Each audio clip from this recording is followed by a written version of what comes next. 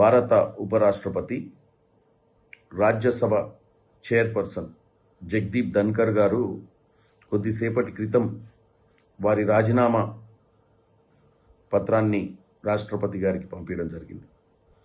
దాంట్లో వారి ఆరోగ్య రీత్యా ఈ నిర్ణయం తీసుకున్నట్టు వారు తెలియజేశారు.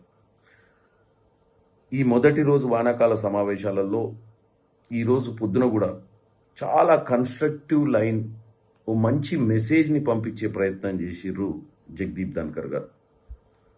పార్లమెంట్ సమావేశాలలో పార్టీలకు అతీతంగా అటు ప్రతిపక్షాలైనా ఇటు అధికారంలో ఉన్నటువంటి సభ్యులైన వారికి ఉన్నటువంటి విభేదాలను పార్లమెంట్ బయటనే వదిలిపెట్టి వచ్చి పార్లమెంట్ సమయాన్ని వృధా చేయకుండా భారతదేశ ప్రగతి కోసం, భారతదేశ భవిష్యత్ కోసం పనిచేయాలంటూ ఒక మంచి మెసేజ్ ఇచ్చినటువంటి నాయకుడు జగదీప్ గారు.